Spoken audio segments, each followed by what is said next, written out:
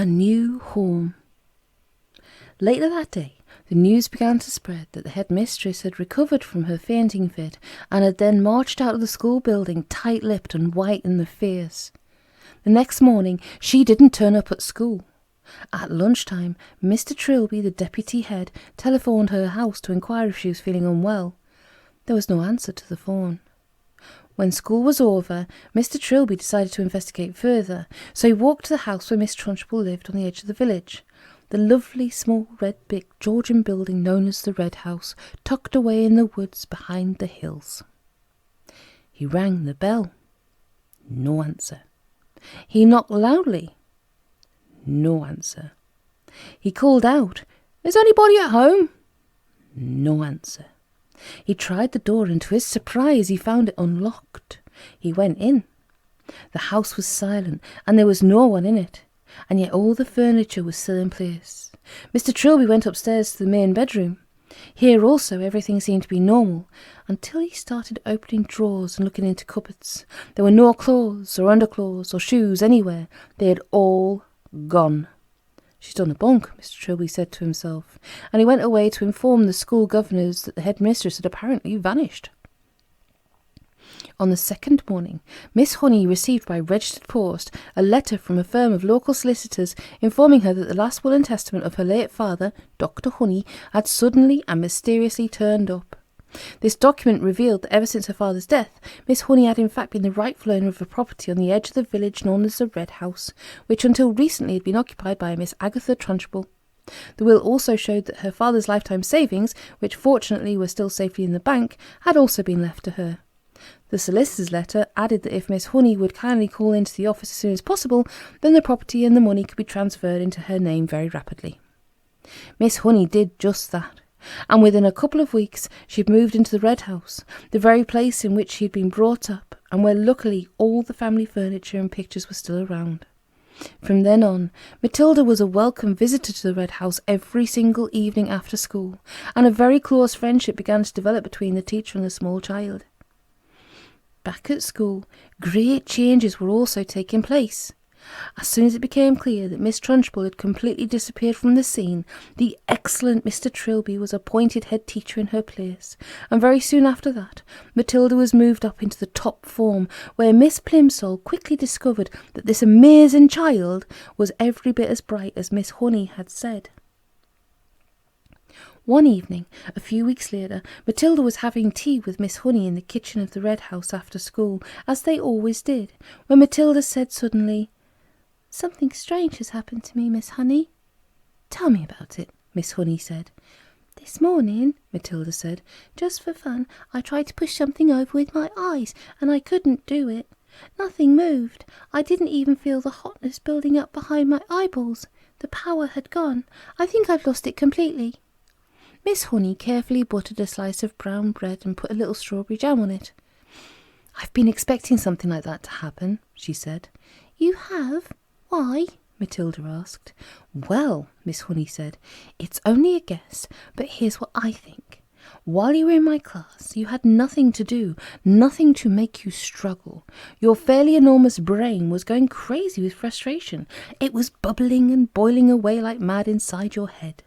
There was tremendous energy bottled up in there with nowhere to go, and somehow or other you were able to shoot that energy out through your eyes and make objects move. But now things are different. You're in the top form, competing against children more than twice your age, and all that mental energy is being used up in class. Your brain is for the first time having to struggle and strive and keep really busy, which is great. That's only a theory, mind you, and it may be a silly one, but I don't think it's far off the mark." "I'm glad it's happened," Matilda said. "I wouldn't want to go through life as a miracle worker." "You've done enough," Miss Honey said. "I can still hardly believe you made all this happen for me." Matilda, who was perched on a tall stool at the kitchen table, ate her bread and jam slowly. She did so love these afternoons with Miss Honey. She felt completely comfortable in her presence, and the two of them talked to each other more or less as equals. "Did you know," Matilda said suddenly, "that the heart of a mouse beats at the rate of 650 times a minute?" "I did not," Miss Honey said, smiling. "How absolutely fascinating. Where did you read that?" in a book from the library," Matilda said, "and that means it goes so fast you can't even hear the separate beats. It must sound just like a buzz." "It must," Miss Honey said. "And how fast do you think a hedgehog heart beats?" Matilda asked. "Tell me," Miss Honey said, smiling again. "It's not as fast as a mouse," Matilda said. "It's 300 times a minute, but even so, you wouldn't have thought it went as fast as that in a creature that moves so slowly. Would you, Miss Honey?" "I certainly wouldn't," Miss Honey said. "Tell me one more." "A horse," Matilda said. "That's really slow. It's only 40 times a minute." "This child," Miss Honey told herself, "seems to be interested in everything. When one is with her, it's impossible to be bored. I love it." The two of them stayed sitting and talking in the kitchen for an hour or so longer, and then, at about 6 o'clock, Matilda said good night and set out to walk home to her parents' house, which was about an 8-minute journey away. When she arrived at her own gate, she saw a large black Mercedes motor car parked outside. She didn't take too much notice of that. There were often strange cars parked outside her father's place. But when she entered the house, she was confronted by a scene of utter chaos. Her mother and father were both in a hall, frantically stuffing clothing and various objects into suitcases. "What on earth's going on? What's happening, Daddy?" "We're off," Mr Wormwood said, not looking up. "We're leaving for the airport in half an hour, so you better get packed. Your brother's upstairs all ready to go. Get a move on, girl, get going." "Off?" Matilda cried out. "Where to?" "Spain," the father said. "It's a better climate than this lousy country." "Spain?" Matilda cried. "I don't want to go to Spain. I love it here, and I love my school." "Just do as you're told and stop arguing," the father snapped. "I've got enough troubles without messing about with you." "But Daddy," Matilda began. "Shut up," my father shouted. "We're leaving in 30 minutes. I'm not missing that plane." "But how long for, Daddy?" Matilda cried. "When are we coming back?" "We aren't," the father said. "Now beat it, I'm busy." Matilda turned away from him and walked out through the open front door. As soon as she was on the road, she began to run. She headed straight back towards Miss Honey's house, and she reached it in less than 4 minutes. She flew up the drive, and suddenly she saw Miss Honey in the front garden, standing in the middle of a bed of roses, doing something with a pair of clippers. Miss Honey had heard the sound of Matilda's feet racing over the gravel, and now she straightened up and turned and stepped out the rose bed as the child came running up. My, she said, "what on earth is the matter?" Matilda stood before her, panting, out of breath, her small face flushed crimson all over. They're leaving," she cried. "They've all gone mad, and they're filling their suitcases, and they're leaving for Spain in about 30 minutes. "Who is?" Miss Honey asked quietly. "Mummy and Daddy and my brother Mike, and they say I've got to go with them." "You mean for a holiday?" Miss Honey asked. "Forever," Matilda cried. "Daddy said we were never coming back." There was a brief silence, and then Miss Honey said, "Actually, I'm not very surprised." "You mean you knew they were going?" Matilda cried. "Why didn't you tell me?" "No, darling," Miss Honey said. "I didn't know they were going, but the news still doesn't surprise me." "Why?" Matilda cried. "Please tell me why." She was still out of breath from running and from the shock of it all. "Because your father," Miss Honey said, "is in with a bunch of crooks. Everyone in the village knows that. My guess he's a receiver of stolen cars from all over the country. He's in it deep." Matilda stared at her open-mouthed. Miss Honey went on. "People brought stolen cars to your father's workshop, where he changed the number plates and resprayed the bodies a different colour and all the rest of it. And now somebody's probably tipped him off that the police are onto him, and he's doing what they all do, running off to Spain where they can't get him. He'll have been sending his money out there for years, all ready and waiting for him to arrive." They were standing on the lawn in front of the lovely red brick house, with its weathered old red tiles and its tall chimneys, and Miss Honey still had the pair of garden clippers in one hand. It was a warm golden evening, and a blackbird was singing somewhere nearby. "I don't want to go with them!" Matilda shouted suddenly. "I won't go with them!" "I'm afraid you must," Miss Honey said. "I want to live here with you!" Matilda cried out. "Please let me live here with you!" "I only wish you could," Miss Honey said. "But I'm afraid it's not possible. You cannot leave your parents just because you want to. They have a right to take you with them."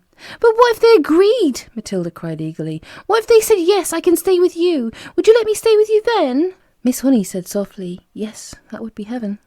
"Well, I think they might," Matilda cried. "I honestly think they might. They don't actually care tuppence about me."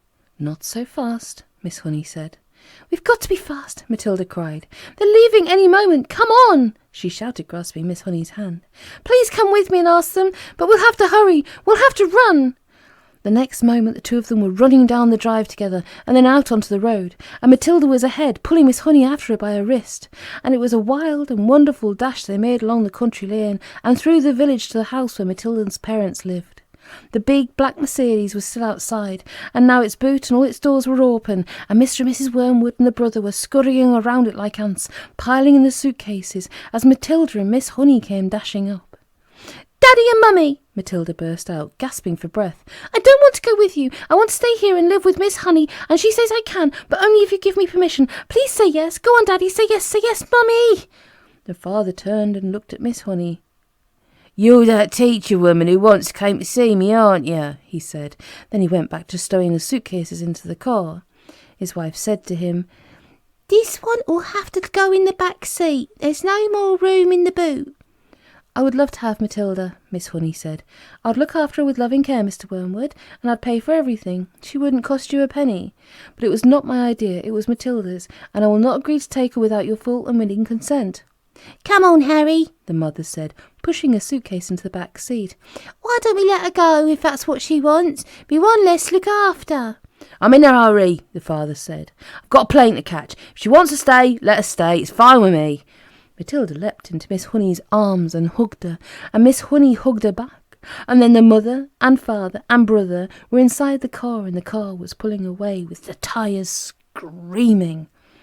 The brother gave a wave through the rear window, but the other two didn't even look back.